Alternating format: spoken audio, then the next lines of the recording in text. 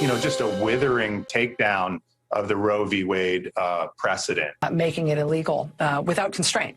It would fundamentally change us as a country. This is one of the most damaging moments to our democracy right here, when a major institution has been breached and undermined. They've politicized it with Roe, and now they're doing it all over again. The other cable nets served their shareholders quite well over the past 48 hours. They turned up the division in America as high as it could go. They did this not because America is that divided. Even on the issue of abortion, we aren't that divided. They did it because the political parties they support, more importantly, the politicians in those political parties, need us to be divided. 70% of Americans support the abortion decision remaining between a woman and her doctor, yet 25 states have laws ready to outlaw or severely restrict abortion if Roe is overturned. On the other hand, 21 states have laws allowing abortion essentially on demand. All right, of those, many allow late-term abortions. Neither map represents where Americans are. They represent the extremes of each cable news network's producing staff, and thus the extreme ends of each political party. We bring in Chris Hahn, host of the Aggressive Progressive podcast, and radio show host Tony Katz, author of Let's Go Bourbon. All right, Tony, the great Andrew Breitbart, culture is upstream of politics. Politics is downstream of culture. Has cable news divided us, and thus the only way for us to exist is to be that divided? I would argue that the politics more than cable news, but if you want to argue that cable news has exacerbated the issue, I would say that that's probably very true. I think you get a lot of people to agree with you. And Andrew Breitbart, the late great Breitbart, did say that politics are downstream from culture, and he was absolutely correct about that. But we should take note that what we see in the reaction to this SCOTUS leak is not from one party any bother about the leak itself, which should be very bothersome to everybody. The court doesn't leak. It's actually quite incredible. Well, right. Okay, hold on. Right, but at the same private in this way. Right. At the same end, though, you got Jenna Ellis over on Newsmax saying this. Soundbite number 3. This isn't just an act of civil disobedience. This is an actual insurrection. Tony, that's what people have to say in order to get on. I'm not here to worry about Jenna Ellis. I'm not here to agree or disagree or deal with her. Rather, not being anti-Jenna Ellis in that case. But there are people who are disgusted by what they're seeing. If you think that that's an extreme position, take a look at what happened in Los Angeles, as you were just showing police officers that had to go into retreat because people were upset. Oh, yeah, people are clearly upset. Among them, Chris Hahn, the President of the United States. Take a listen to him describing the party of MAGA. And I pledge this to you. I will be a president for all Americans. All Americans.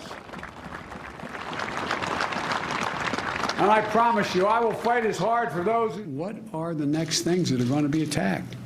Because this MAGA crowd is really the most extreme political organization that's existed in American history. Chris, I'm thinking about Jefferson Davis, George Wallace. There have been a few more that the hyperbole doesn't really hold for, haven't there? Oh, I would definitely say Jefferson Davis is more extreme than the MAGA crowd, but they are definitely the most extreme we've had in his lifetime. And I think it's time for us to put some things in perspective. This decision is ridiculous. It's going to attack other rights. I don't believe you could have liberty without privacy. And Roe v. Wade expands the right of privacy. It actually enumerates the right of privacy. Right, I guess, Chris, what I'm trying... I know the topic we're talking about, though, is extreme rhetoric. And unfortunately, Leland, that's the world we live in. If I send out a tweet right now saying how great it is to see Tony Katz again, nobody's going to care. But if I send out a tweet attacking Tony Katz, it'll get 25,000 likes. Not from anybody I like, Tony, just for the record. Well, hey, you would get a like from me, and I like both of you, so we can all get along. I'm thinking, Tony, though, about the maps that we put up, because America, if you poll it, there is a window that a large percentage of Americans support of the decision of abortion remains between a woman and her doctor up until a very early part of the pregnancy. whether it's a constitutional amendment or not, on and on and on, or a constitutional right or different issues, but they support that idea. But somehow no one can codify that in law. Is that because it is in the best interest of the politicians to actually keep us all fighting and divided over issues like this and fundraise over it rather than try to solve the problem?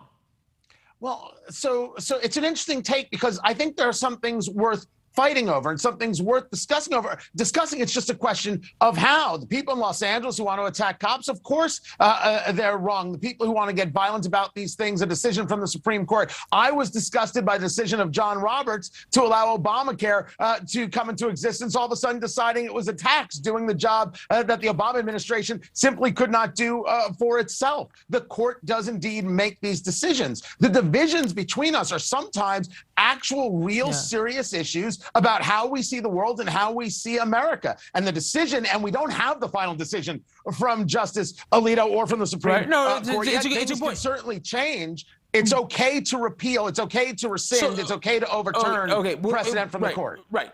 Back now to the topic at hand, which was the media. Chris Hahn, how much of a incentive in Washington, which is where you used to work for the great Chuck Schumer, the current majority leader, how much of it is there an incentive to actually get things done and compromise versus an incentive to rile people up, to create the more division, and thus to fundraise off people being angry?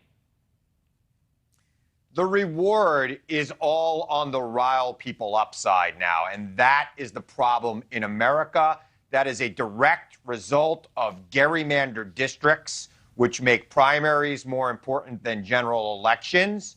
It is the doom of our country. It's less so in the Senate than it is in the House, but it is still there in the Senate because there are some states that will never be red and some states that will never be blue.